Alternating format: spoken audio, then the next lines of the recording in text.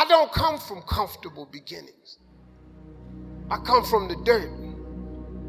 I come out of nothing.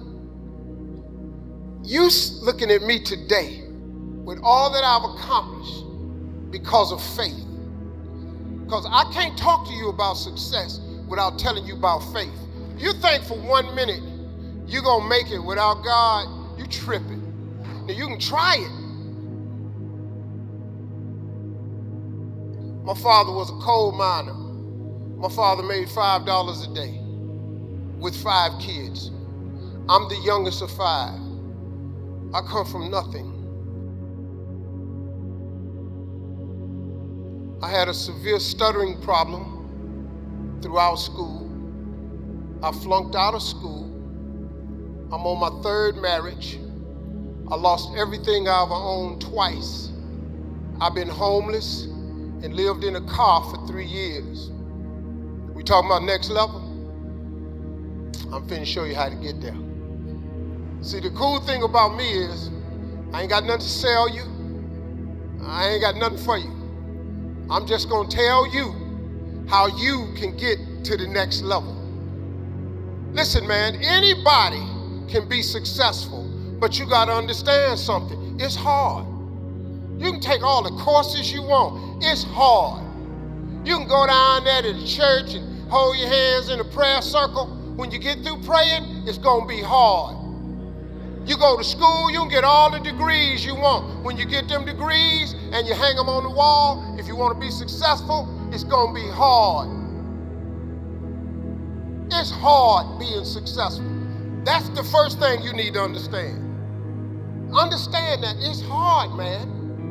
I was telling you that I lived in a car for 3 years. In my 30s, I was homeless.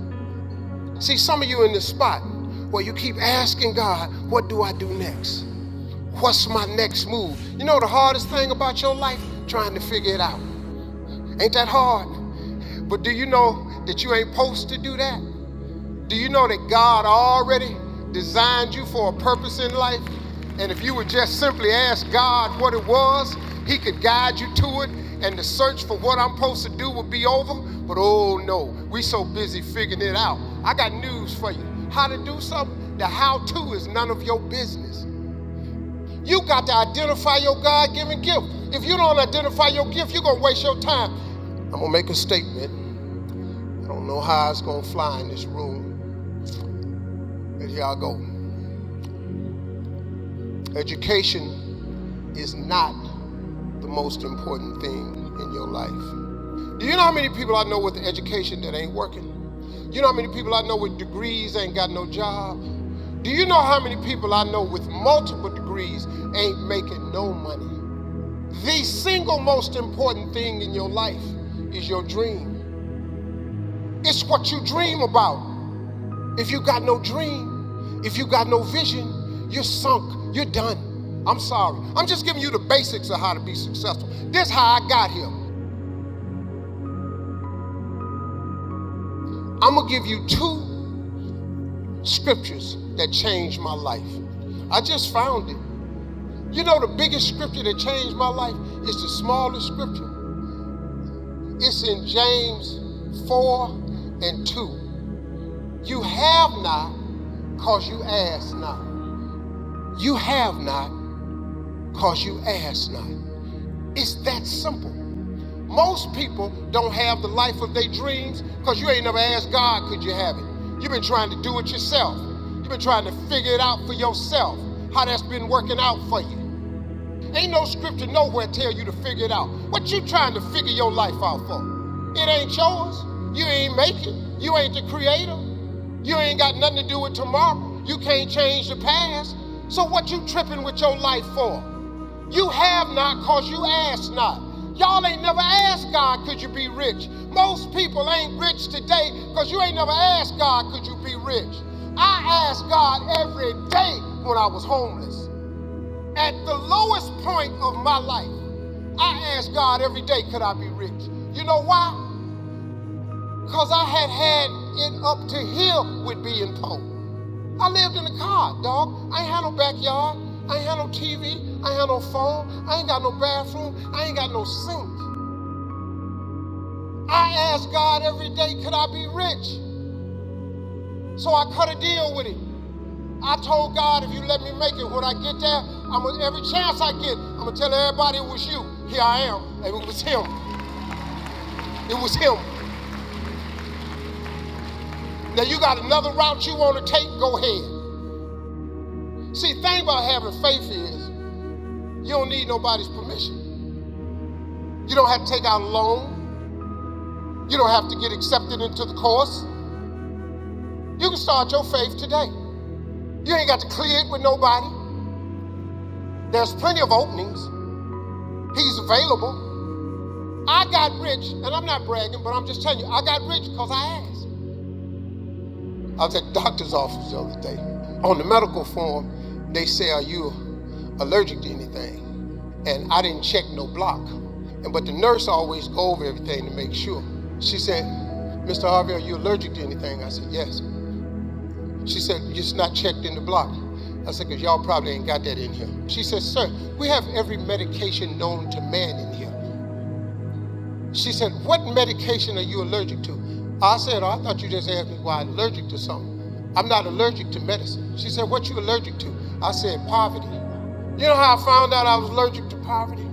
I went to a seminar when I was 23 years old, and the guy said, when you can't sleep at night, and you're struggling, and you can't make ends meet, it's probably because you're allergic to poverty. And I went, that's it. I got to quit being poor. And do you know I ain't itch since? A lot of y'all in here allergic to it, but you have other symptoms. Some of y'all don't itch. Some of y'all just cry for no reason. You ever been sitting up driving your car, just,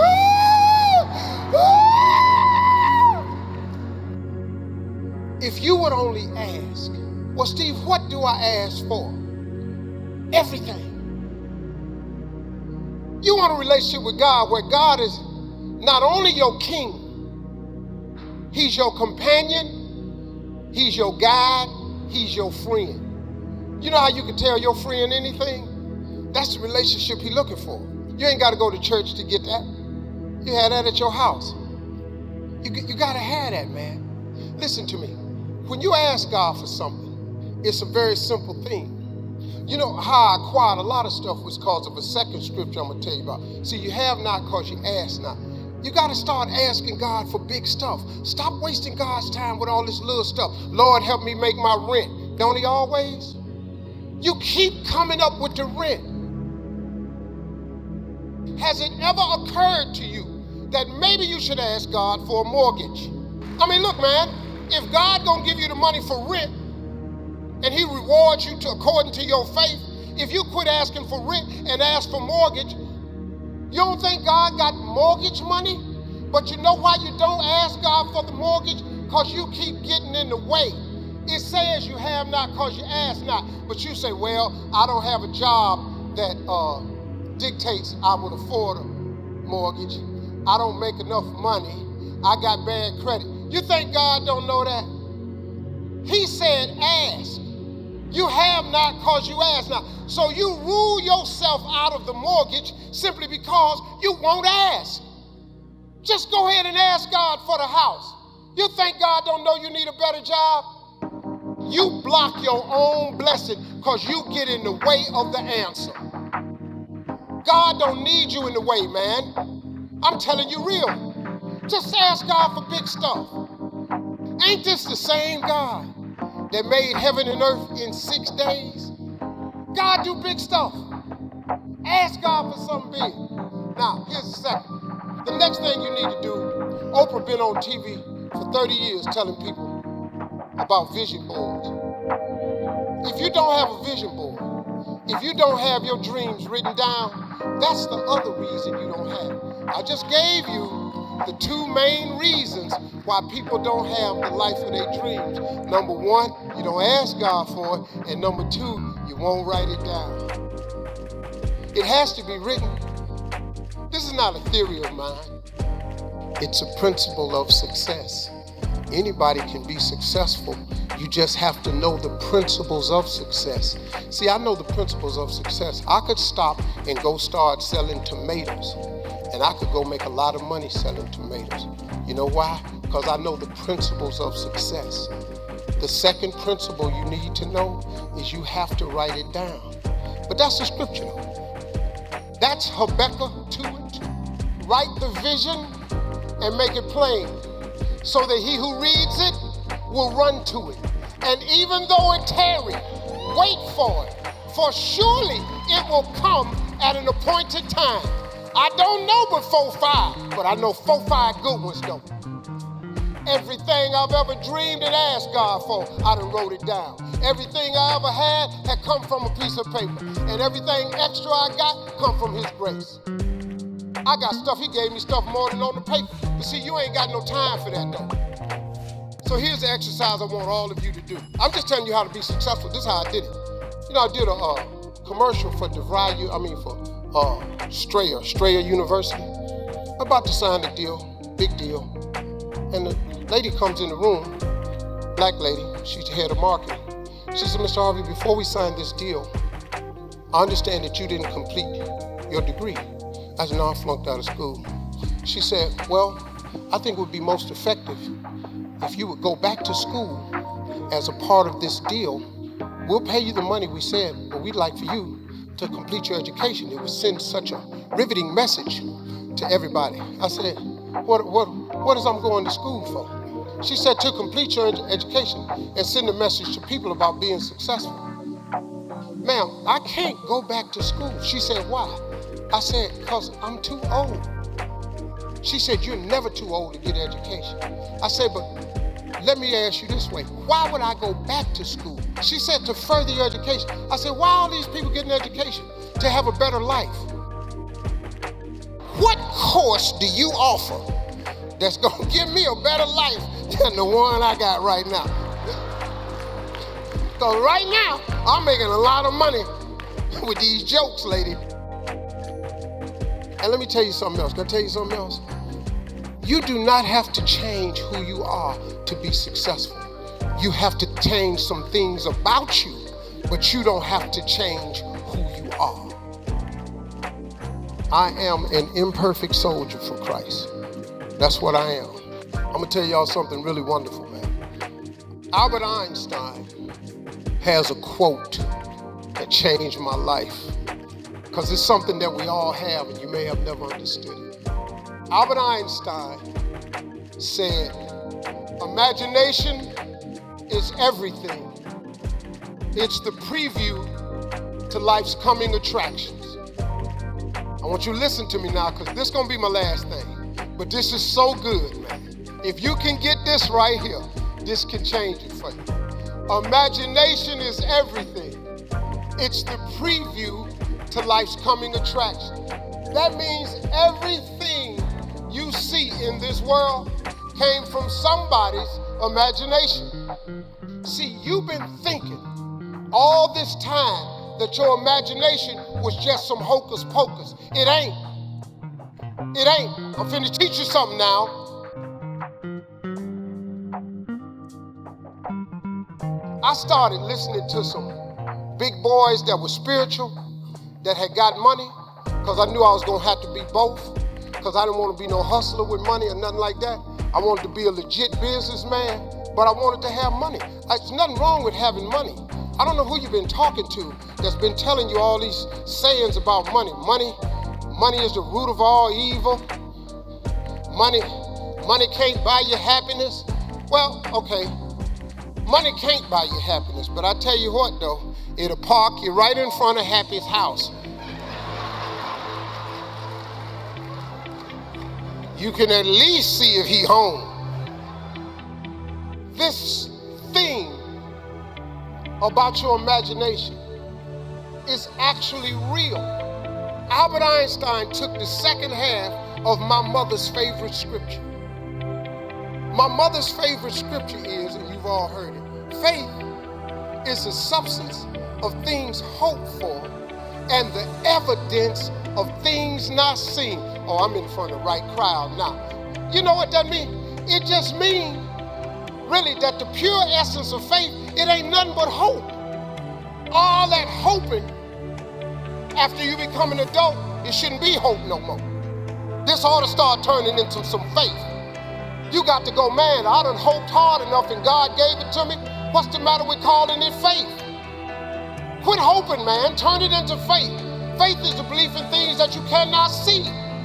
You got to ask God for something. Remember I told you, write it down. Ask for something from God. You don't know how in the world you're going to get it. That's what ought to be on your vision board. Don't put a bunch of stuff on there you can get. Here go my vision board. I hope I can make it to the end of that stage over there. Put that on your vision board. What is I'm doing that for? What is I'm hoping? I got to do it. Walk over there. Why is that on the vision board? You know what's on my vision board? Things I have no idea how I'm going to get. I got $3 billion on my vision board. So why you got $3 billion on there? Because that's how much I want. Why $3 billion? I don't know, more than one. Faith is the substance of things hoped for. Now check this out. The second half of that scripture. And the evidence of things not seen. Here go the lesson. Your imagination is the evidence of things not seen. You know why it's the evidence of things not seen? Because your imagination, you're the only one can see it. Nobody can see your imagination but you. But God places what he has for you in your imagination. Your imagination, remember I told you that Einstein's theory was imagination is everything. It's to preview to life's coming attraction. Your imagination is a preview of a coming attraction God has for you. That's what your imagination is. That's what it's been this whole time. All them times you've been imagining being rich, that wasn't just up there. God put it in your head because that's what he got for you. That big house you keep wanting, God put it in your head because that's what God got for you. That promotion on the job you keep imagining, that's what God put in your head because that's what he got for you. When you keep dreaming of taking a summer vacation somewhere, that's because that's what God got for you. When you dream of retiring one day, having retirement income, it's in your imagination because God put it there. Because that's a coming attraction that God has for you. That's what your imagination is. You've been tripping. See, why it's so quiet in here now? Why? Did you realize you've been tripping? You know how many times you done wrote your imagination off? You know the danger about your imagination? You tell it to the wrong people. You want to kill a big dream? Tell it to a small-minded person. Boy, they'll shoot it down every time, won't they? You know how many wonderful ideas you've had. Stuff that God gave to you, you thought was, man, this is it. You went in there to your friends and your family, and you shared it with them, and they shot it down. You know why they shot it down? Because they ain't see it. You know why they ain't see it? Because God ain't give it to them. Because he put it in your imagination. If he'd have wanted them to imagine it, he'd have put it in their head. That's why people can't see what you're going to be. What are you gifted at? What is the thing that you do the absolute best with the least amount of effort? That's your gift. That's what ought to be on paper. God has been using your imagination to show you your gift. Somebody always finds something wrong with what you're doing, even if it's okay. Somebody always. Man, don't you know I'm used to that? Go on social media right now. They dogging me about something. But you know what? It don't matter what they say, because what they say don't matter. Who is these people talking about me? Don't none of them people that's talking about me ever met me. You remember I told you a minute ago, don't try to change yourself, because you ain't got to change. You know God gonna work with you just the way you are. Somebody say, well, if you're gonna mention to God, you need to stop all these jokes. That's what I do. I tell jokes. I tell jokes for a living. You know how much money I done made telling jokes? I told the dude when he hired me, I use humor because I hold people's attention with humor. While you sitting in this room trying to get to the next level, there will be no more levels for you unless you get to the next level of your faith. You know why I didn't want to be a person of faith? Because I was afraid that God was going to have me doing something that I didn't want to do. You know, I didn't want to go knocking on doors. So look, I'm still telling jokes. I've been out here telling jokes. I know this is a motivational conference. I know you want to hear about some book you can go buy and read. You already got the book. It's at your house. It's the one with the dust on it. Do you know everything you need to know about success is in there? Every self-help book today is written off the principles that's in the Bible. Now, is it good to buy these other books? Yes, it is. But if you got a Bible, it's in there. I've told you a lot of things. I hope you grasp some of it. I hope I've encouraged you. I hope I've reminded you of some things. I hope I've shared some light. I hope that you all live the life of your dreams because it's possible. God is in the make your dream come true business. I told you what he did for me. What he did for me, he will surely do for you. Hey, I love y'all. Thank y'all very much.